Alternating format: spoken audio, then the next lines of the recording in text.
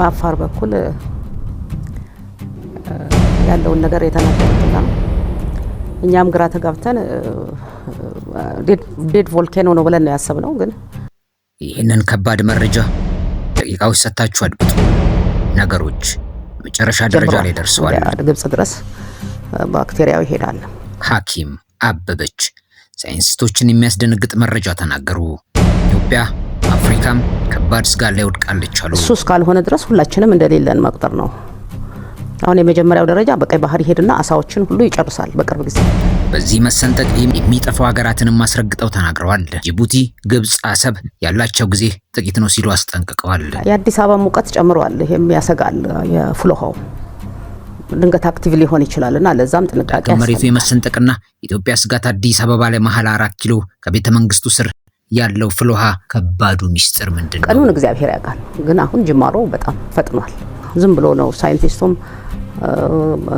አክቲቪስቱም ወሬ ለማውራት ከመፍጠኑ የተነሳ ያ መርዛማው ባክቴሪያ በሰውነታቸው ገብቶ ወደ ህዝብም እንዳይሰራጭ ወደ ሌላም አካባቢ እንዳይሰራጭ ቀድሞ የኢትዮጵያ ህዝብም የመንግስትም አካላት የእርዳታም አካላት መዘጋጀት አለባቸው። ሐኪም አበበች በቀጣይ የሚሆነውን ከባድ ስጋት አፈረጡት። በዚህ እውነት ያዘለ መንደርደሪያ ይጀምራለሁ። ኢትዮጵያ ላይ ከባድ መሰንጠቅ የሚደርስበት ምክንያቱ ማዕድናት በጣም ብዙ አሉ። ወርቅ በተለይ የሀገራችን ህዝቦች፣ የአሚዲያ አድማጭ ተመልካቾች ነገሩን ቆም ብላችሁ አጢኑ። ቀደም ሲል ሐኪም አበበችን ጨምሮ ጥቂት ኢትዮጵያውያን ለሁለት እንደምትሰነጠቅ ኢትዮጵያ ተናገሩ።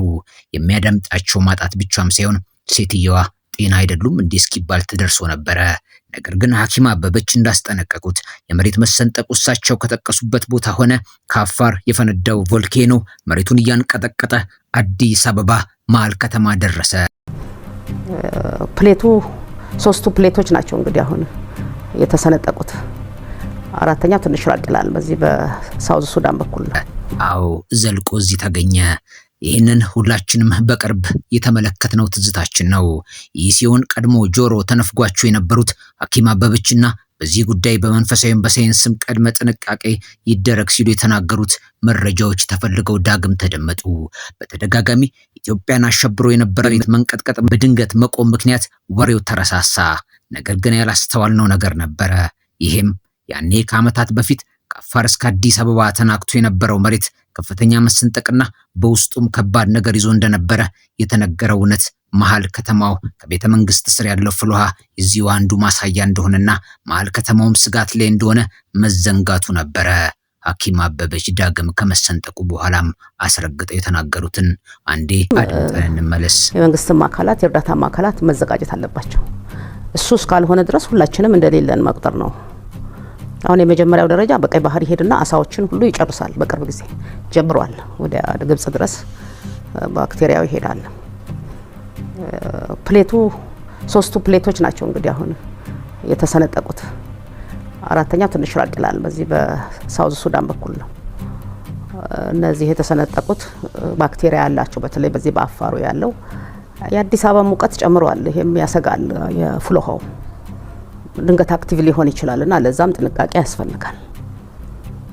እና ሁላችንም ተባብረን ሰው እንዳይጎዳ ማድረግ እንጂ በጣም ትልቅ መሬት ነው ተገንጥሎ ኢንዲያን ኦሽን ላይ የሚሳፈፈው። ቀኑን እግዚአብሔር ያውቃል። ግን አሁን ጅማሮ በጣም ፈጥኗል። እንደውም እኛ ካወራንበት ጊዜ አሁን እኮ ፈጣን ነገር እያየን ነው። ውድ የሀገራችን ህዝቦች፣ የአሚዲያ አድማጭ ተመልካቾች ይህንን ልብ እንድትሉ ይህንን እዚህ ጋር አነሳለሁ። በዚህ ጉዳይ ላይ የመንግስት አካላት ይህንን የሚያስፈራ የሚያስደነግጥ አንገብጋቢ የሆነውን መረጃ አዎ የሚያገባቸው የመንግስት ቢሮዎች ጭምር ምን እያደረጉ ይሆን?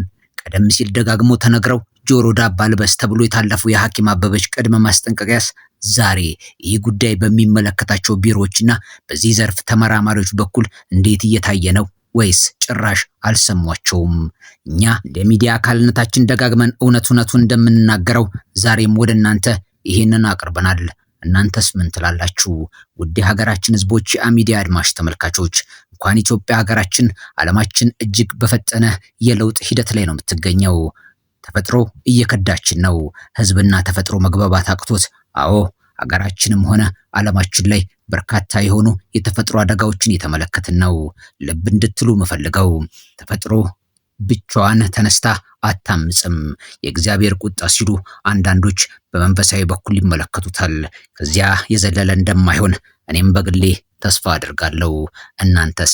ስለዚህ ስለተነገረውና በቅርቡ ድንገት ይሆናል ስለተባለው ስለ መሬት መሰንጠቅ ብቻም ሳይሆን ቀይ ባህር ድረስ ዘልቆ ስለሚሄደው፣ ከተሞችን ስለሚያጠፋው፣ ሀገራትን ስለሚያንቀጠቅጠው ስለዚህ ከባድ መረጃ ምን ብላችኋል? ምንስ ትላላችሁ? እንዴት ታስባላችሁ? ሐኪም አበበች አስረግጣ የተናገረችውን ይህንን ቪዲዮ ደጋግማችሁ እንድታደምጡ ሙሉ ቪዲዮን እለቅላችኋለሁ። ሚዲያ ላይ ነበራችሁ። ትልቅ መሬት ነው ተገንጥሎ ኢንዲያን ኦሽን ላይ የሚሳፈፈው። በአፋር በኩል ያለውን ነገር የተናገሩትና እኛም ግራ ተጋብተን ዴድ ቮልኬኖ ነው ብለን ነው ያሰብነው። ግን አክቲቭ የሚሆንበት ጊዜ አለ ተብሎ አንድ 4 ቦታዎች መሬት እንደሚሰነጠቅ ተናግረዋል። አሁን ትንሿ የመጀመሪያው ደረጃ ነው አሁን የታየው። ለዚህ ግን መጀመሪያ ዝግጅት ያስፈልጋል። አሁን ይሄኛው መርዛማ ውሃ አለው። ቮልኬኖ ያሸነፈ ባክቴሪያ አለ። እነዚህ ባክቴሪያዎች በሰው ላይ ከገቡ አደገኛ ነገሮችን ስለሚያመጡ ህዝቡ እንዳይጎዳ፣ መጭም እንዳይጎዳ ዝም ብሎ ነው ሳይንቲስቱም እንትኑም አክቲቪስቱም ወሬ ለማውራት ከመፍጠኑ የተነሳ ያ መርዛማው ባክቴሪያ በሰውነታቸው ገብቶ ወደ ህዝብም እንዳይሰራጭ፣ ወደ ሌላም አካባቢ እንዳይሰራጭ ቀድሞ የኢትዮጵያ ህዝብም የመንግስትም አካላት የእርዳታም አካላት መዘጋጀት አለባቸው። እሱ እስካልሆነ ድረስ ሁላችንም እንደሌለን መቁጠር ነው። አሁን የመጀመሪያው ደረጃ በቀይ ባህር ይሄድና አሳዎችን ሁሉ ይጨርሳል። በቅርብ ጊዜ ጀምሯል። ወደ ግብጽ ድረስ ባክቴሪያው ይሄዳል። ፕሌቱ 3ቱ ፕሌቶች ናቸው እንግዲህ አሁን የተሰነጠቁት። አራተኛው ትንሽ ራቅ ይላል። በዚህ በሳውዝ ሱዳን በኩል ነው። እነዚህ የተሰነጠቁት ባክቴሪያ ያላቸው በተለይ በዚህ በአፋሩ ያለው የአዲስ አበባ ሙቀት ጨምሯል። ይሄም ያሰጋል። የፍሎሃው ድንገት አክቲቭ ሊሆን ይችላልና ለዛም ጥንቃቄ ያስፈልጋል። እና ሁላችንም ተባብረን ሰው እንዳይጎዳ ማድረግ እንጂ በጣም ትልቅ መሬት ነው ተገንጥሎ ኢንዲያን ኦሽን ላይ የሚሳፈፈው። ቀኑን እግዚአብሔር ያውቃል። ግን አሁን ጅማሮ በጣም ፈጥኗል። እንደውም እኛ ካወራንበት ጊዜ አሁን እኮ ፈጣን ነገር እያየን ነው። ይሄ ቆሻሻ ውሃ የተገኘችው ሀይቅ እነዚህ በሙሉ መርዛማ ናቸው፣ ባክቴሪያም አላቸው። ግን የተሰነጠቀበትን ምክንያት ወይም ለምን እንደዚህ ፈጠነ የሚለውን ማንም ሰው እንትን አላደረገም። ሳይንቲስቶች እከተላለሁኝ፣ እኔም አነባለሁ፣ ወንድሞቼም እንግዲህ ይልኩልኛል አንዳንዱን። ኢትዮጵያ ላይ ከባድ መሰንጠቅ የሚደርስበት ምክንያቱ ማዕድናት በጣም ብዙ አሉ። ወርቅ በተለይ ወርቅ ለመሰንጠቅ፣ ወርቅ ለመፈንዳት፣ ወርቅ ፈሳሽ ሆኖ ለመውጣት ከእሳተ ገሞራ ውስጥ የመጀመሪያው ደረጃ ነው። ለምሳሌ እዚህኛው ወርቋ ቀለጠ። ከዛ በኋላ የጋዝነት ስሜት ያላቸውን ወደ አንድ ቦታ ሰበሰባቸው። የወርቅ ትልቁ ስራ ከኦክሲጅን አይቀላቀልም። ወርቅ ነሐስ ይቀላቀላል፣ ብረት ይቀላቀላል፣ መዳብ ይቀላቀላል። ሌሎቹ ማዕድናት በሙሉ ከኦክሲጅን ጋር ይቀላቀላሉ። ወርቅ ግን አይቀላቀልም። መቅለጥ ከጀመረ መመለሻ የለውም። ሁሉም ጋር ይሄዳል፣ ይንሸራተትና ይነቃቀላቸዋል። ለመፈንዳት ዝግጁ ያደርጋቸዋል። አሁን የፍሎሃ ዙሪያ የተሰሩ ነገሮች ብዙ አይመቹኝም። ከድሮ ጀምሮ እናገራቸዋለሁ። ድንገት አይታወቅም፣ እንጦጦ ላይ አይታወቅም፣ ወደ ታችም ስንሄድ የረር ላይ አይታወቅም። እነዚህን የጂኦሎጂስት ስራዎች ሆነው የኛን ጥቆማም እየሰሙ ቢሰሩት ህዝቡን ከችግር አገሪቷንም ከአደጋ ያድናሉ። ባህሉን ቢንቁት እኮ እሱ ንቋቸዋል። መናቃቸው ራሳቸውን ነው የሚጎዳው እንጂ እኛን አይጎዳም።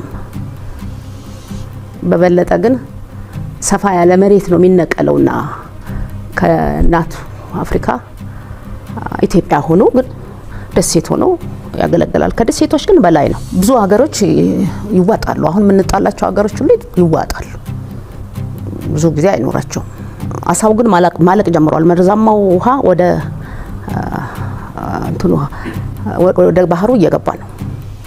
ምንም ሊመልሰው አይችልም። ይመጣል አሳው ያንን መርዝ ሸሽቶ ሲሄድ እያስከተለ ውሃውን ይሄድና ይቀላቅለዋልና አሳዎቹ የባህር ሀብቶቻችን እንትን ይላሉ፣ ምንላትም ጅቡቲ ምንላትም እንግዲህ አሰብ እንትኑ ውሃው ይውጣታል። የሚያጣላንም ነገር ላይ ያጣላን ይችላል። በቅርቡ እግዚአብሔር ነገሮችን ሊያስተካክላቸው ይችላል። ይሄ ተፈጥሮ ነው። ይሄ አሁን ማንም ሰው ሊመልሰው ማንም ሰው ሊያዛው አይችልም። ይሄ ተፈጥሮ ረድ መሆን ስላለበት እግዚአብሔር ይሄንን አደረገ ተመስገን ብለን መቀበል ነው ያለብን።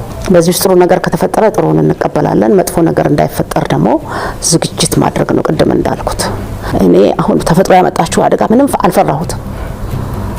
በቃ እንደሚመጣ ከመጣም በበጎም ከመጣ ተመስገን፣ በመጥፎም ከመጣ የታዘዘብን ነው።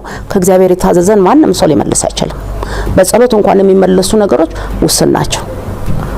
መለወጥ አለባት ምድሪቷ።